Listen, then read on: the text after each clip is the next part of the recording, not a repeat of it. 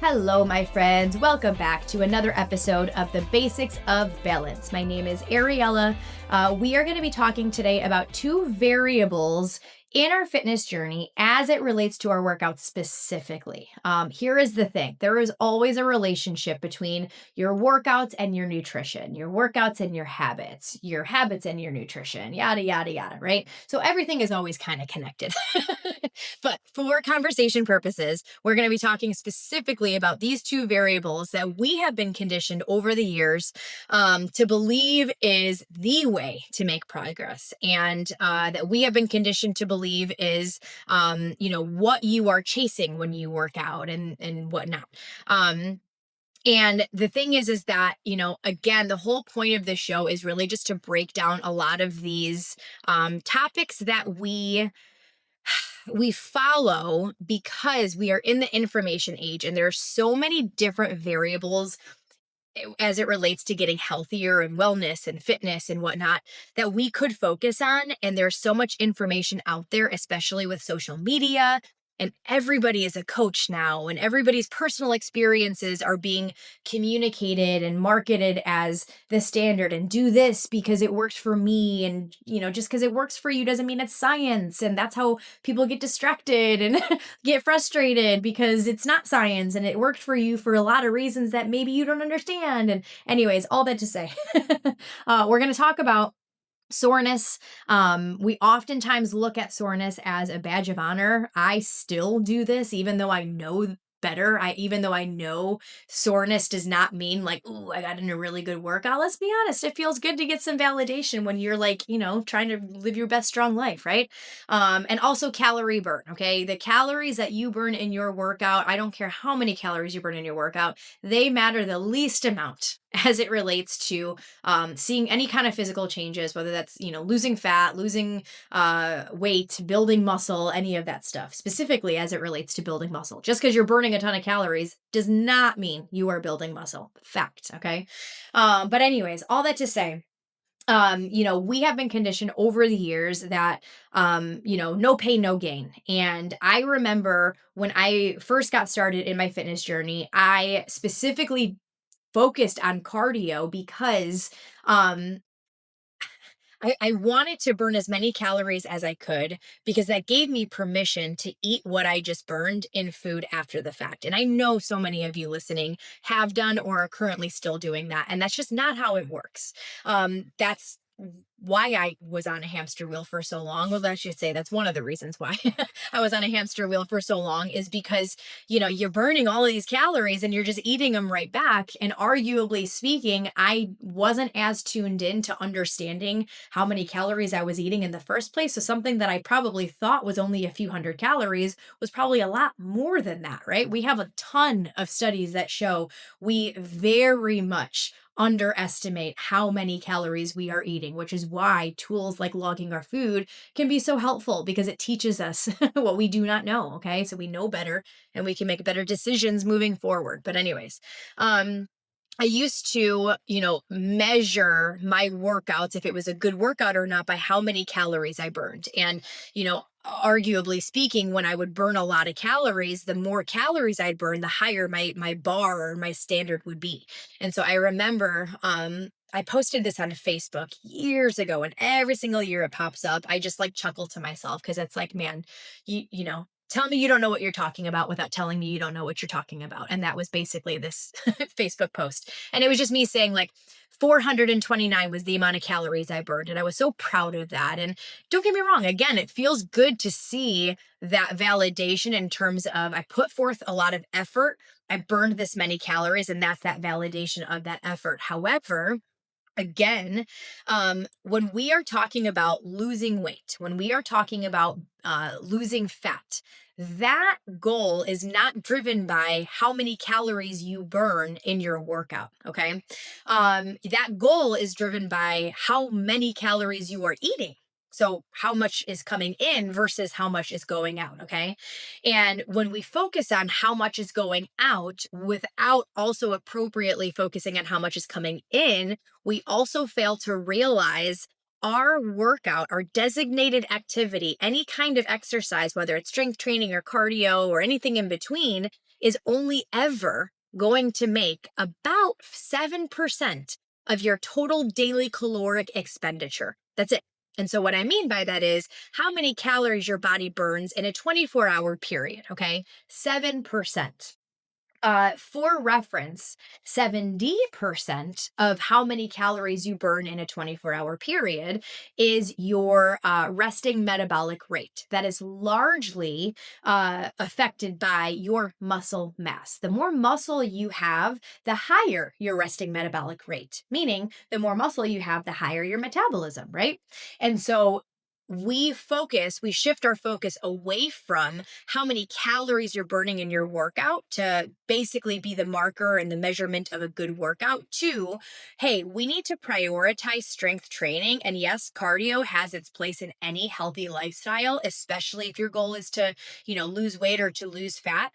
But it's a tool. It's not the end all be all. And so we don't focus on how many calories we are burning. We prioritize strength training because strength training has actually been proven to be more beneficial, to bring more progress, to help you see more changes as it relates to losing weight and losing fat, because you are building and preserving the very thing that is helping keep your metabolism super high, that is accounting for 70% of your total daily caloric expenditure. See where I'm going with this? So, like, cardio has a place, right? In any healthy routine. And cardio is a tool. So sometimes, like with my clients who are trying to lose fat and lose weight, number one, we are starting with our calories. We are starting with our energy coming in, okay? Because again, that's what it's driven by. However, we can't ignore that cardio can help increase that deficit, right? Burning a few extra 100 calories, a week, a day, whatever the case is, whatever that cadence is definitely going to help them see those changes. But we don't put all of our eggs in that basket. Okay. I was talking to a girl at the gym a few weeks ago, and she was telling me, I know I need to do more cardio. I know I need to do more cardio. And that's such a common thought. It's such a common frame of mind. And, I was talking to her about, what do you mean by that? Like, let's talk about that. And she wants to lose weight. She wants to tone up. She wants, to make some changes and things like that. And I basically had the same exact conversation with her. Like, don't get me wrong. It's great if you can burn all those calories if it makes you feel good. And if burning those calories is basically going to be the difference of you working out or not working out, then sure, it has value. But if we're talking about what we are focusing on in terms of what's going to be the biggest return on investment for our effort, and our energy and our mental capacity and whatnot, it is going to be get control of your nutrition, right? Pay attention to how much is coming in. Make sure you're eating enough of the right things like your protein, like your fiber, things like that. And also prioritize your strength training. We need to make sure that you are following a structured strength training program to build and preserve your muscle, to keep that metabolism high. And then we use the tool of cardio intermittently, not only to assist in those physical goals, but also, again, as part of a healthy lifestyle. Your heart is going to greatly appreciate that, over the years. And we also can't forget cardio is like the better level of cardio fitness you have, the more that is 100% going to translate into your lifts. Okay. So when we are doing things such as lunges or step ups or things like that, I'm sure you felt it before. If you're lifting heavy enough, your heart rate is rising. Okay. And the thing is that if we are not in good cardio shape, then our threshold, our endurance threshold, is going to be lower, and we are not going to be able to handle as much as we should be able to handle or could handle if our cardio fitness was in shape, okay, or was taken care of, was being more considered, if you will, welcoming into the party. So the better cardiovascular fitness level you have, the more your body is going to be able to handle as in terms of your lifts. Okay, you're going to be able to handle more volume before you get fatigued. Your heart rate's not going to pound out of your chest when you're doing lunges as fast, and therefore you can handle more, right? You're adding more volume and therefore making more progress, so on and so forth. Okay. And so for a lot of reasons, we need cardio, but we put too much stock in that cardio. We're putting all of our eggs in that basket when it relates to cardio and burning calories. All right. And so when we think about what's going to make changes, fat loss, weight loss, and we understand, okay, even the best workout, that burns all of the calories is only going to make up about 7%. Okay, well, then I need to shift my effort into really what's going to move the needle a little bit more, such as your diet, such as your strength training, right? Another fallacy as it relates to burning calories, because I think we are so conditioned to, you know, sweat production, and we're out of breath and our heart rate is racing and we're burning all these calories and we feel like we are really putting forth a lot of effort. Awesome. I love it. But just because you're burning calories does not mean that you are building muscle. Okay. So, kind of shifting gears a little bit to the demographic who is really trying to build muscle, or maybe, hey, you're trying to lose fat and build muscle at the same time. But all that to say, when the goal is to build muscle, the amount of calories you burn in your workout matters even less. Oh my goodness, matters even less. Okay, I will give you two examples. When you are doing a very basic training split, an upper and a lower, so you might do like an upper body lift, lower body lift, rest, do it again, upper body lift, different exercises, lower body lift, different exercises, rest, so on and so forth, rinse, repeat, right?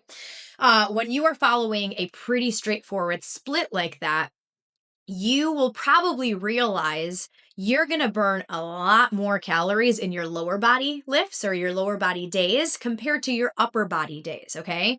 Because your lower body muscles are larger than your upper body muscles, okay? And so it's going to put more of a demand on your body, on your heart, on your cardiovascular system. It's recruiting more muscle. It's taking more energy to make contractions because those muscles are quite literally larger than your upper body. Okay. And so if we were going just simply based on how many calories you're burning to be the measure and the marker of a good workout as it relates to specifically strength training, well, then every single time you did an upper body workout, you would be severely disappointed in your effort because you're not going to burn as many calories in your upper body workout compared to your lower body lifts, because those are two very different sizes of muscle groups.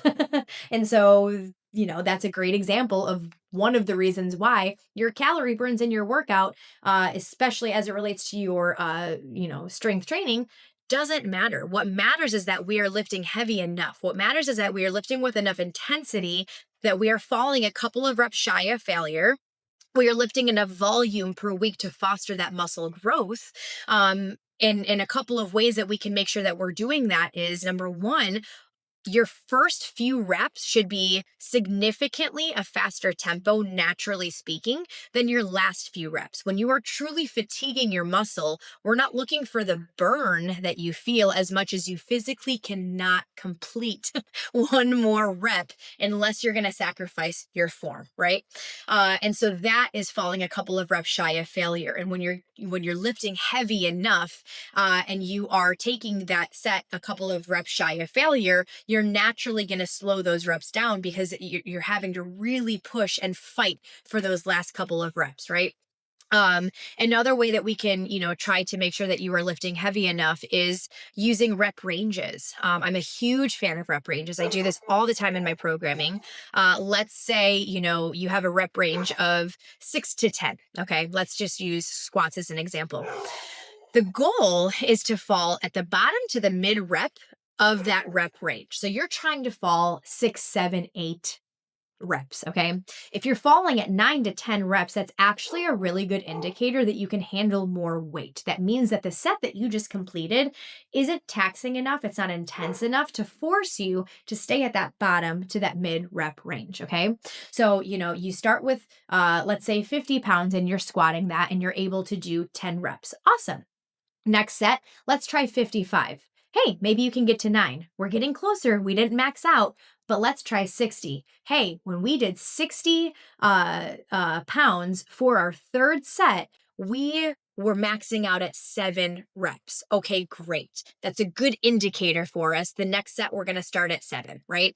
And every time that we're getting closer to that top rep range, that's a cue to us, hey, go up in weight. Okay. Or maybe sometimes we, in the training world, we add different tempo prescriptions to increase the challenge and intensity without adding weight. So adding a pause in the contraction, the bottom of the rep, things like that. Anyways, all that to say, there are different ways to make sure that we are lifting heavy enough, and we want to make sure we're lifting heavy enough. That is the marker if we are getting in a good workout or not. Okay. If we are falling a few reps shy of failure, if we are really prioritizing our form, our range of motion, really making sure that we are getting deep enough in our squat and we are not lifting too heavy where we can't get deep enough, things like that. Right. And so calorie burn is not going to factor into that in any way, shape, or form. Right. Um, and so all of that to say, hopefully that gives you a little bit more, I would say, just like brain gains as it relates to like your calorie burn is not something that I would ever care about as your trainer as it relates to if you got in a good workout or not, period. Okay. Kind of switching gears a little bit into the soreness. All right. So let's say you are specifically, trying to build muscle. Hey, you're likely going to be strength training. That is likely going to be your number one way of working out. All right. And when you are strength training, you are recruiting your muscles, you are putting a lot of demand on your muscles, and therefore you're probably going to be more sore compared to somebody who is maybe prioritizing cardio, right? Who is maybe prioritizing the calorie burn that we just got done talking about. So you're probably going to experience a lot more soreness in your fitness journey. But I want to be really clear here for the demographic that is listening, whose number one goal is to build and preserve muscle. Soreness is not a badge of honor, generally speaking. Okay. When we are feeling sore, that's actually not like a way for, that's not something to chase. Right. And I am guilty of this. I love feeling sore after my workouts, but it's definitely something where over the years, it's not necessarily something that catches me off guard if I don't feel it, if that makes sense. Right. So like if I feel really sore, it's usually going to be, and I know I'm saying me, but I'm just using my examples. This is, general information for everybody. If you are feeling sore after every single workout, that's actually not great. We actually need to like take a step back and identify why you are feeling sore all of the time. Okay. Because that is a red flag in terms of biofeedback. We've talked about how to measure progress a few episodes ago. Feel free to go back and listen to that episode. I think it's measuring progress part 2, where we talk about biofeedback, right? And so if you are feeling super sore and your goal is to build muscle, we need to look at a few things, okay? um, Soreness, generally speaking, is going to be your body's way of telling us that it is under you challenged it in a different way. Okay. And so when I say challenged it in a different way, I don't mean you're confusing your muscles, because your muscles don't need to be confused. When the goal is to build muscle, you need to be following a structured strength training program that practices the same the same movement pattern. So the same exercises for week after week after week after week. Your muscles do not need to be confused. Okay. We can do the exact same exercise, a squat, and change the variation by adding different tempo, a pause, by adding a heel elevation, by adding a step up instead of a reverse lunge, different things like that. Your muscles don't need to be confused. However, when your muscles are introduced to a new program, right, or doing something new, that's typically when we're going to feel more sore. And that's not necessarily a negative biofeedback sign. That's not necessarily as much of a red flag as other variables, which we're about to get into. So, when you are, let's say, following a program for about 6 weeks, right? Week 1, you're probably going to feel like decimated if you lifted heavy enough, right? I get texts all the time from clients who just start brand new programs after their first week or even into their second week. And they're like, I hate you. I hate you so much. And it's the kindest compliment you can give me as your coach. Don't get me wrong. But you're going to be more sore at the beginning of a program compared to week 2 when it's no longer new, week 3 when it's definitely not new, week 6 and beyond. You're not new anymore. You're probably going to experience intermittent soreness when PR on something, right? That's a new demand you're putting on your body, more weight. You might experience more soreness if maybe you like increased your range of motion on an exercise. So again, going back to that squat or that leg press example, maybe you got deeper into that squat or leg press. Hey, that's new. You know what I mean? So new stimuli is what we're talking about Totally fine. That is not necessarily a red biofeedback marker. Okay. We expect that at the beginning. We also expect it to dissipate over time. Okay. What would be a red biofeedback marker is if you are sore every single day in the middle or towards the end of a program. Okay. And you are also potentially not even able to like get stronger. You are at a plateau in your training progress. You can't get stronger. You're super sore. Whoa, do not pass go. Do not collect $200. We need to listen to what your body is saying. It's trying to get our attention. Okay. Feeling sore is likely due to number one, your body is not able to recover. Okay. Arguably speaking, recovery in your workouts, especially as it relates to to building muscle and strength training, arguably is more important than your lift. Okay. Think about it like this: your lift is actually making you weaker. Your lift is not making you stronger. The only way that you are getting stronger from that workout is if you are taking your recovery and your rest just as serious as your lift. If you're investing that time, okay? Making sure you're getting enough sleep, quality sleep, making sure that you are staying hydrated, keeping your muscles hydrated, drinking enough water, things like that, making sure you're eating enough food relative to you, your goals, so on and so forth. And of that food, making sure they're balanced choices. Where's your protein? Where's your fiber? Where's your carbs? Where are all of these things that your body needs? It's the basics. And so if you are constantly sore and you're not at the beginning of a program, then we need to look at those variables. Okay. We need to adjust something. Your body is telling us it's struggling to keep up. It's sore. That's not a badge of honor. That's not something to ignore and to chase.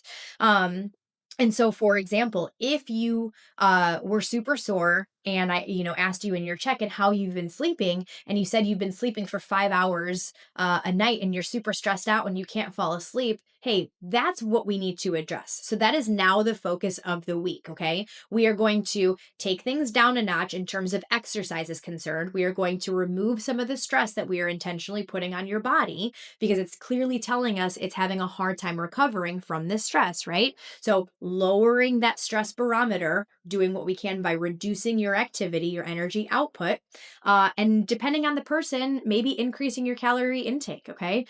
Giving your body a little bit more fuel to help give it something to use to recover, okay? So sleep, yes, absolutely. And depending on the person, that might be creating a bedtime routine. Definitely stopping scrolling and stopping watching TV, at least an hour before you fall asleep. Maybe even playing around with supplementing with, some magnesium glycinate. Everyone is different. My point is that there are many different ways in which we can prioritize your recovery if you are not if you are super sore, okay? Because the thing is that you are not going to be able to build muscle. You are not going to be able to get stronger if you're not sleeping, if you are not eating enough, okay? When you are not getting enough sleep, one of the reasons why it's the number one habit that I focus on with every single one of my clients, regardless of what their goal is, when you are not getting enough sleep, a few things are happening, all right? Number one, your body is further promoting, or let me back up. Number one, we are further promoting more muscle breakdown, which means your body is breaking more muscle down. Um, and that's not something that we need. We are losing muscle as we age. So that is basically putting us on a treadmill and rapidly speeding it up. All right. It's not that serious, but, for lack of analogy. All right. So we are not only going to break more muscle down when we don't get enough sleep, your body is also not going to be able to build new muscle. Okay. So the workout that you just did, your body is not going to be able to gain the benefit of that workout as it relates to getting stronger and building muscle simply because you didn't sleep. Okay. So it's extremely important to make sure that that sleep component is happening. And if that sleep component is not happening and you're super sore, we focus on that. We don't just like no pain, no gain, wake up at 5 a.m. after 3 hours of sleep and go work out. We actually give ourselves permission to take a rest day. Okay. We give ourselves permission to sleep a little bit more. That is the better choice. That is how you make better balanced choices. That is how you make a lifestyle, is by not necessarily saying I have to work out every single day. It's learning to identify what your body is telling you to be able to understand what choices you need to make that day based on that information. That is how you live a healthy and balanced lifestyle, right? Going along with your diet, how much you're eating. If you are not eating enough food, so chronic dieters out there, those who are constantly chasing fat loss and who are always in a deficit, if you are not eating enough food, your muscle cannot grow. Period. If we're not giving your body the basic fundamentals of what it needs to grow, we can't be surprised when it does not grow. We can't be surprised when we are in a plateau in our strength training and we can't lift heavier weights, right? And so, if we are, chronically underfed, if you are in a diet, for example, and you are super sore, hey, that's a red flag. We want to address and make sure that we are fueling enough, right? And so, for example, some clients who I've worked with who are dieting, who they're, in a deficit, we expect a certain level of soreness because, again, if you are not eating enough food, that's what happens. Your body can't recover, right? To a limit though. You know what I mean? Like we are not trying to feel sore after every single workout. And of that soreness, it's not supposed to like decimate your body. You know what I mean? Um, and so all of that to say, if you are somebody who is dieting, if you are constantly sore, we need to seriously look at you might be moving too much. You might be doing too much activity. Maybe it's something that you needed to hear as it relates to that calorie burn conversation we just finished having. You need to maybe give yourself an extra rest day or two, and also likely eat a little bit more food. And that might just be like a diet break for over the weekend. And when I say diet break, that doesn't just mean like, awesome, it's like a refeed day and I can just eat whatever I want. You're still calculated somewhat. You're still being cognizant. You're still trying to make, intentional choices, practice restraint where you can, give yourself a little bit more wiggle room with a little bit more food. But the goal with eating a little bit more food in a diet break, or the goal of giving yourself a little bit more rest days, is to basically help your body get over the hurdle and help your body recover. Soreness is your body's way of telling you it's not recovering. And if we're not recovering, we're going to have a really hard time seeing progress, right? And so all of that to say, soreness, I get it. I get it when it's like, ooh, you got me real good. And it's like, awesome. Like, but also at the end of the day, that's not something to chase. And so if you're not feeling sore after your workouts, it's not necessarily a red flag. We obviously want to make sure, like I said, you're lifting heavy enough. We want to make sure that you are lifting with enough intensity. But soreness is not necessarily the metric of a good workout, and lack of soreness doesn't mean that you didn't push hard enough. When the goal is to build muscle, strength training should be your priority. When the goal is to lose weight and to lose fat, strength training should be your priority with a little cardio sprinkled in, right? And so strength training in either of those goals is not going to burn a ton of calories. It's just simply not. But when we remember calorie burn of that designated activity matters the least amount, then it's kind of okay if we give ourselves permission to stop chasing it. And if we don't burn a ton of calories in our strength training workout, hey, we're not doing as bad as we think. You see what I'm saying? So it's like all of these little tiny variables that we have, again, have been conditioned to chase is not necessarily the biggest bang for our time and our effort. And a lot of times that's what kind of keeps people stuck. I can't tell you how many times I've had a conversation with somebody who they spend hours in the gym per week. I actually don't know anybody who spends hours in a gym per day. And if you were listening, I would love to help you try to get some time back in your life because we don't need to be doing that. You have other parts of your life that we need to be focusing on as well. But anyways, I can't tell you how many times I talk to somebody who they're spending hours a week in the gym and they're like, man, I just can't seem to see any changes. And, it's a lot of times it's because you're putting too much emphasis on going to the gym and burning all these calories and doing cardio and hit classes and boot camp and, all of these things. And we're not spending enough time focusing on what's actually going to move the needle forward, right? The strength training component, the sleep component, the diet component, all of these things are very much related. They are all connected. Okay. So when you hear the term you can't out train a bad diet, That's kind of true. There's no amount of, calories you're going to burn in a 24-hour period that's going to offset your nutritional choices that you make, right? And kind of I mentioned at the beginning of this episode, uh, I used to do it all the time, but it's genuinely a statistic. We have research that proves this. We largely underestimate how many calories we eat, okay? And we greatly overestimate how many calories we burn. A lot of our activity watches, a lot of the data that we get on, treadmills and ellipticals and things like that, they're largely inaccurate. And if you are somebody who, someone who I used to do this as well, like I said at the beginning, who eats basically what they just burned, or you burn so that you can eat, that's likely why we're on a treadmill, because that's not how it works. You know what I mean? We need to understand how much we should be eating, not only for overall health, but also to reach our goals.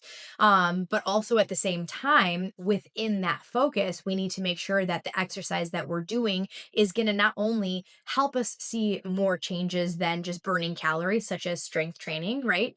But also that strength training component is going to help our overall health. Okay. It's going to help us invest in our future. It's going to help us get off the toilet when we're older. It's going to help us travel the world and not have to be dependent on people. It's going to help us with, specific hot topics right now, such as insulin sensitivity. Your muscle is one big sponge that helps regulate that whole system.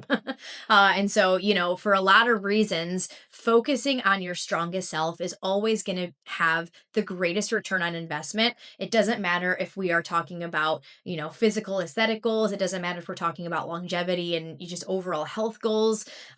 Your muscle is one of the greatest pursuits that you can chase, that you can prioritize and make decisions in order to preserve and build. And in that process, find freedom, right? In that process, man, you can give yourself a lot more rest days than you might feel like you can give yourself right now, right? Because when you understand strength training requires you to take rest. So, you have to let your upper body muscles rest before you can use them again. You give yourself permission to take more rest days, right?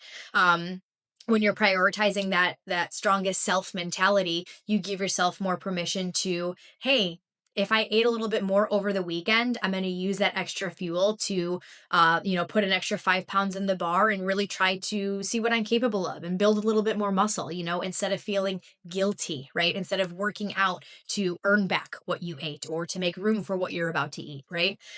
You can give yourself more permission to eat more than 1,200 calories, because if you understand building muscle requires food and you can't build muscle without enough food, you give yourself permission to eat as much as you can within the targets that should be hopefully calculated for you.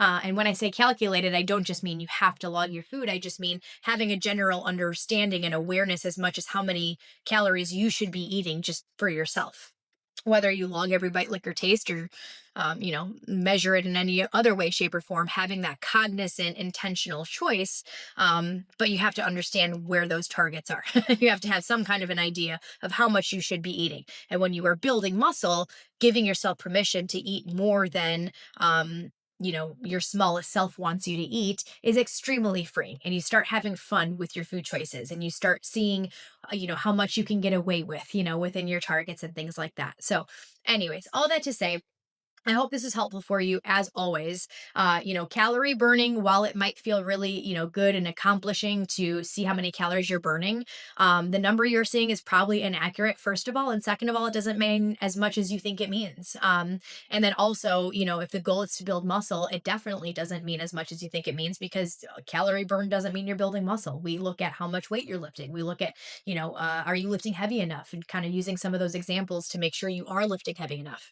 And then the soreness element, expect it to a certain degree, especially if your goal is to strength train, prioritize building muscle, but understand where that balance lies, and when it tips the scales from something normal that we, expect, to a red flag that we need to kind of shift our focus to other variables in our fitness journey, right? To make sure that we are listening to our body, but also, in doing things that are in alignment with living a healthier lifestyle. Our body doesn't care about our goal. So in some way, shape, or form, we're going to have to understand, like, we need to follow its lead. It doesn't follow our lead, we follow its lead. And so the faster that we can kind of get in line with that thought process, the more I would say in tandem your body is going to work in relation to, what you're working towards. And so I hope that that was helpful for you. As always, I always want to hear from you. I've had some really great conversations with some of you guys over the last few weeks. If there's ever anything that I said in this episode or any other episode that you want me to kind of cover a little bit more, or you have questions on, there's a form in the caption. Fill it out. You can feel free to email me too. But let's keep this conversation going. I hope you guys have a wonderful rest of your day. Thanks for spending the last, half an hour with me. And until next time, chase your strongest self.